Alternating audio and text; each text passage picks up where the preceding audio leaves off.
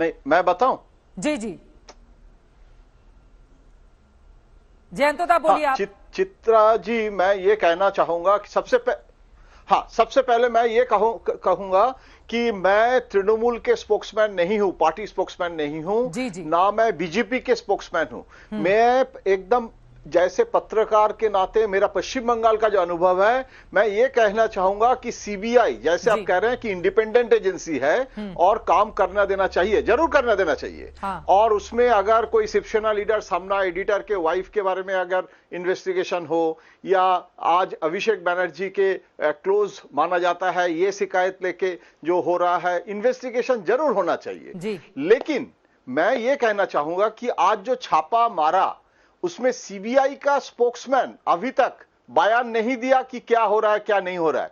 और उसके पहले कैलाश विजयवर्गीय जी का पूरा लंबी बाइट, क्या क्या सीबीआई कर रहे हैं और कहां कहां छापा मारा, क्या क्या हुआ है, अभिषेक बनर्जी के घर में क्या सिक्योरिटी दिया गया है, तो पूरा जो सीबीआई का ब्रीफिंग वो हम कैलाश जी से मिल रहा है। जैसे चित्रा जी आप टाइमिंग के बात कर रहे हैं ना, कि चुनाव के पहले ये जो टाइमिंग है, इसमें एक जनरल परसेप्शन ये हो रहा है कि ये राजनैतिक मुद्दा है। जितना सीबीआई का मुद्दा है उससे ज्यादा राजनैतिक मुद्दा है। अभी राजनैतिक मुद्दा पे आप ममता बनर्जी के खिलाफ करप्शन का जो आरोप नहीं लगा पा रहे हैं, जैसे नरेंद्र मोदी जी के बारे में परसेप्शन है कि he is a honest politician personally, Mamata ji के बारे में भी एक लार्जर देन लाइफ बंगाल में इमेज है। इसीलिए देखिए कैलाश जी, बीजेपी के जो स्टेट लीडर्स भी है, वो भतीजे में गए हैं, कह रहे हैं कि हवाई चप्पल के पीछे भतीजे के बारे में क्या हो रहा है। तो ये पॉलिटिकल स्ट्रैटेजी है, ये स्ट्रैटेजी सफलता मिलेगा या नहीं वो अलग बात है। पर्सन आकर जांच के बारे में क्यों देश को ब्रीफ करें? पहले तो वो अपनी जांच पूरी करे ना।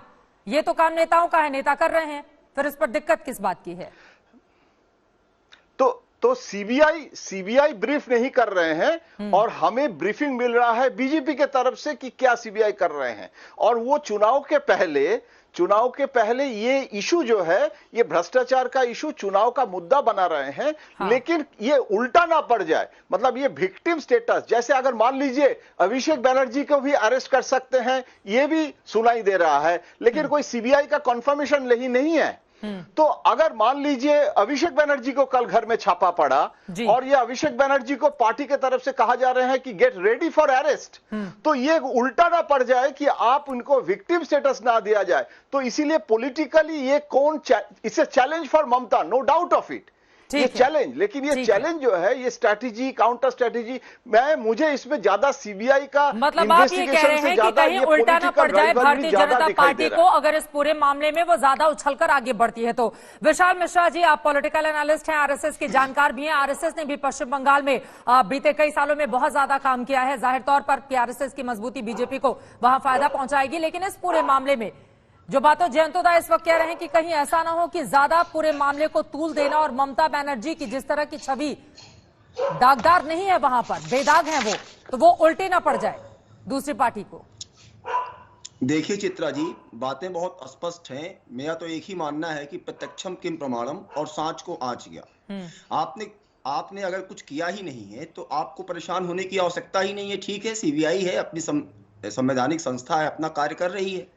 लेकिन यह कह देना कि पॉलिटिकल राइवलरी, मुझे इसमें कतई कोई 1% का भी सच नहीं लगता कि इसमें कोई पॉलिटिकल राइवलरी है। लेकिन ये कहीं ना कहीं टीएमसी को देखना पड़ेगा कि टीएमसी का जो कारनामा है, जो टीएमसी का कार्यकाल है, देखिए वो 3 ही चीजों के लिए पश्चिम बंगाल में जाना जा रहा है। नंबर 1 तानाशाही, नंबर 2 तुष्टीकरण, और नंबर 3 तोलाबाजी। आप देखिए वहां पे किस तरीके से 3 काम किए गए हैं कि एडमिनिस्ट्रेशन को पॉलिटिक्स का टूल बना दिया गया है, पॉलिटिक्स का क्रिमिनलाइजेशन कर दिया गया है, और जो करप्शन है उसको इंस्टीट्यूशनलाइज कर दिया गया है। अभी आप देखिए इस कोविड महामारी के दौरान भी राज्यपाल साहब की रिपोर्ट आई थी, वहां पे कुछ मेडिकल इक्विपमेंट को खरीदने पर भी सवाल उठाए गए थे, वहां पे भी एक कमेटी बनी थी। अगर आप देखें तो मेट्रो डायरी का स्कैम था, जो बंगाल सरकार तो राज्यपाल के ऊपर ही सवाल खड़े करती है।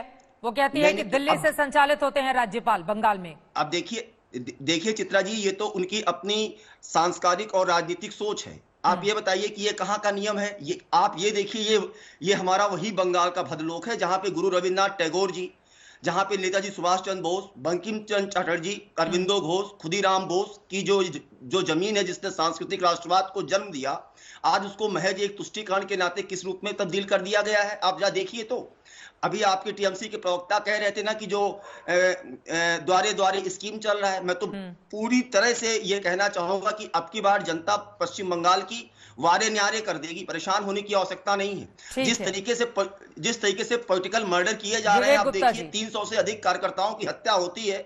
अगर कोई विधायक भी मारा जाता है तो उसको सुसाइड का नाम दे दिया जाता है।